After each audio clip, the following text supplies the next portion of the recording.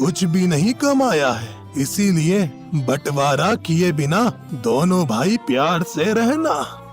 आपकी यही इच्छा है तो हम कभी भी बंटवारा नहीं करेंगे, आप निश्चित रहिए। ऐसा कहते हुए कड़कनाथ सेठ के दोनों बेटे उसे भरोसा दिलाकर परेशान मत होने को कहते हैं। ऐसे ही कुछ दिनों बाद कड़कनाथ सेठ की मौत हो जाती है। कालू और उसकी पत्नी टुनटुनी चिड़िया दोनों पुराने ख्यालात के होते हैं और बड़ों की बात का मान रखने वाले।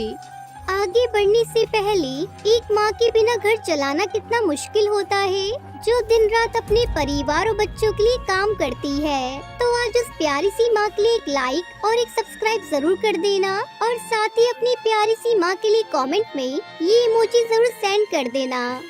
लेकिन वही बंटी कबूतर और उसकी पत्नी पिंकी चिड़िया, वो दोनों पढ़े लिखे और केवल अपने बारे में ही सोचते हैं। एक दिन पिताजी खत्म, उनकी बात भी खत्म। अब हमें बंटवारा कर लेना चाहिए। जल्दी से अपने भाई से बात करके अच्छा वाला हिस्सा अपनी तरफ कर लो। अगर तुम नहीं बोल रहे बंटवारे की तो मैं टुनटुनी भाभी से बात कर लेती हूँ। हाँ पिंकी, ठीक है, तुम ही कर लो बात, क्योंकि मेरी बात उन्हें ज्यादा बुरी लगेगी। ठीक है, मैं आज ही बात कर लेती हूँ उनसे। ऐसा कहते हुए पिंकी चिड़िया टुनटुनी चिड़िया से बात करती है। टुनटुनी भाभी, हमें बंटवारे के बारे में सोचना चाहिए, क्योंकि अब हमारे बच्चे होंगे तो उनकी पढ़ाई, उनके खर्चे सब अलग अलग होंगे, इसलिए हम बंटवारा कर ही लेते हैं। नहीं पिंकी, ऐसा मत बोलो, तुम्हारे कालू भैया को बहुत दुख होगा। हम आपस में मिलजुल कर रह लेंगे और जो भी घर का खर्चा होगा उसे तुम चला लेना। हम तुमसे खर्चों के पैसे मांग लेंगे, लेकिन तुम बंटवारे की बात मत करो। लेकिन पिंकी चिड़िया कुछ नहीं समझती और वो बंटवारे की जिद लगा लेती है। उनकी बातें सुनकर कालू कौवा बंटी कबूतर वहाँ आ जाते हैं और इस वजह से दोनों भाइयों में झगड़ा हो जाता है। आखिर में कालू कौवा उसकी पत्नी फैसला लेते हैं। हम पिताजी की बात की इज्जत करते हैं, इसलिए पिताजी का जो भी है वो सब तुम ही रख लो, हमें कुछ भी नहीं चाहिए उसमें से। मैंने अपनी कमाई से एक छोटी सी जमीन खरीदी थी, हम वहीं पर एक छोटा सा घोंसला बनाकर रह लेंगे। ऐसा कहते हुए कालू कौवा और उसकी पत्नी टुनटुनी अपना सामान उठाकर वहाँ से चले जाते हैं। उनके जाने के बाद बंटी कबूतर और उसकी पत्नियाँ खुशियाँ मनाते हैं। अरे वाह, ये दोनों मूर्ख तो सच में सब कुछ छोड़कर चले गए। अब जो भी है सब हमारा ही है, हमने थोड़ी कुछ कहा था, वो खुद अपनी मर्जी से गए हैं, जाने दो उन्हें। आज हम एक छोटी सी दावत करेंगे यहाँ पर।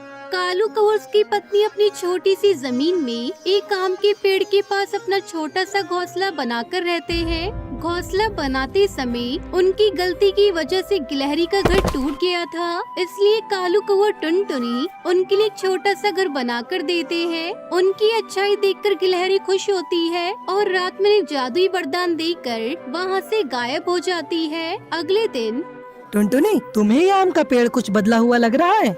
हाँ, मुझे भी ये पेड़ कुछ मोड़ा सा लग रहा है। ऐसा कहते हुए पेड़ के पास जाकर देखा तो उस पेड़ में एक दरवाजा होता है। कालू कौवा टुनटुनी चिड़िया से खोलकर अंदर जाकर देखते हैं। वो पेड़ अंदर से बहुत बड़े घर की तरह था और उसमें हर जरूरत का सामान था। अरे ये सच है सपना, यहाँ पर आओ जी। इस वाले घोंसले में ढेर सारे आम हैं और देखो ये कितना सुंदर लग रहा है, मानो आम का घर हो। जादुई आम के पेड़ के अंदर एक घोंसला था, उसमें से कितने भी आम क्यों न ले लो। एक बार दरवाजा बंद करके दोबारा खोलने पर वो घोंसला फिर से आमों से भर जाता था। कालू कौवा टुनटुनी चिड़िया साल भर उन आमों को बेच बेच कर बहुत बड़े धनवान बन जाते हैं। उनकी सफलता देखकर बंटी कबूतर उसकी पत्नी को कुछ भी समझ में नहीं आता और वो दोनों कालू कौवे से मिलने के लिए उसके घर जाते हैं और उससे कहते हैं, पिताजी की सारी संपत्ति तो मैंने ही रख ली थी, फिर भी इतने कम समय में अब इतने बड़े धनवान कैसे बन गए? मेरे पास संपत्ति के नाम पर सिर्फ वो पुराना घोंसला है।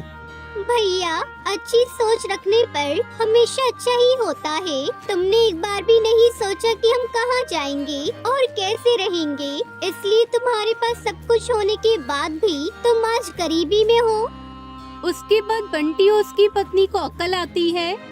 हमें माफ कर दो भाई भाभी, हम समझ गए हैं। अब से हम हमेशा ईमानदारी के रास्ते पर चलेंगे। हाँ भैया, हमें माफ कर दो। जब से आप दोनों उस घर को छोड़कर गए तभी से हमारे जीवन में परेशानी के अलावा कुछ हाथ ही नहीं आया। अब हम कभी लालच नहीं करेंगे, हम मिलकर रहेंगे। इस तरह दोनों भाई फिर से मिलजुल कर खुशी खुशी रहने लगते हैं।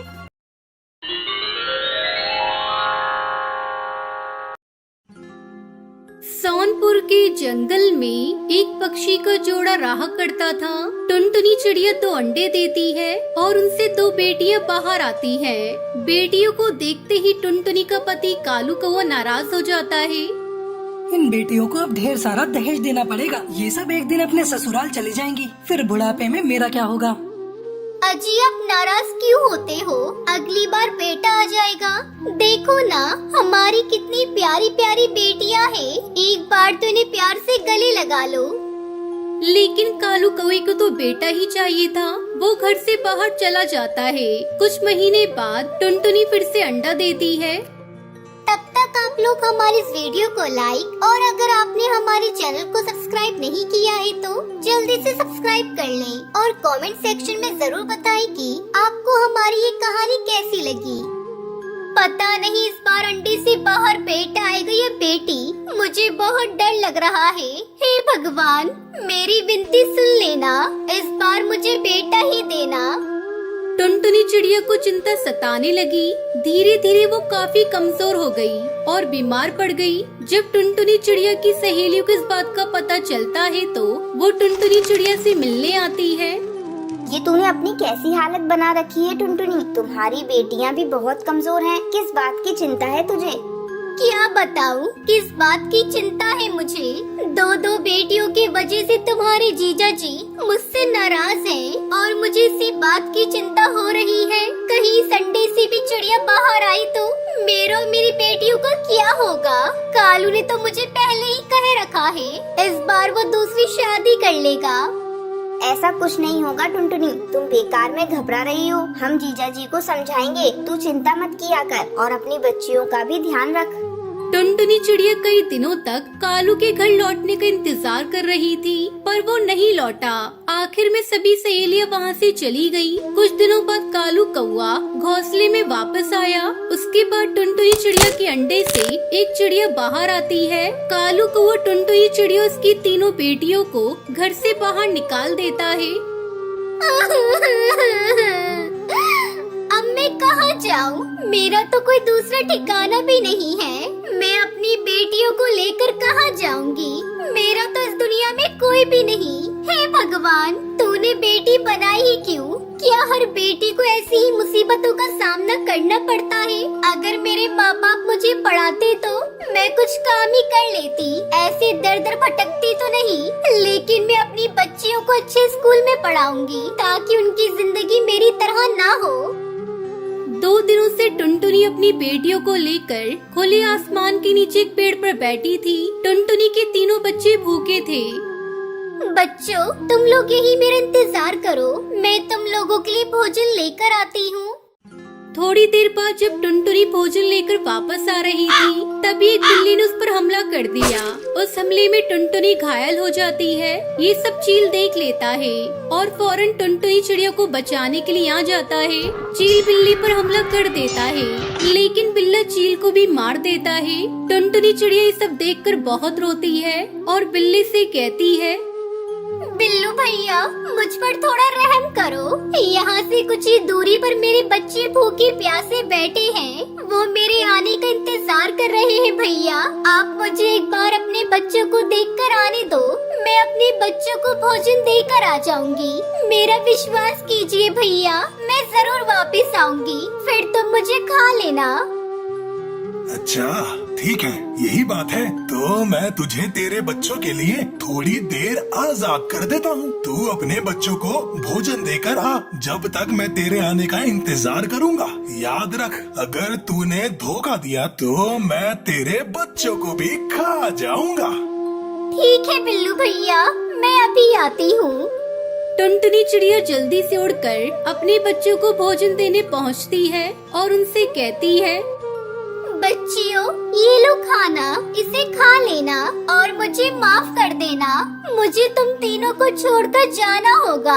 तुम तीनों एक साथ रहना, कभी भी झगड़ा मत करना और एक दूसरे का ध्यान रखना बेटा।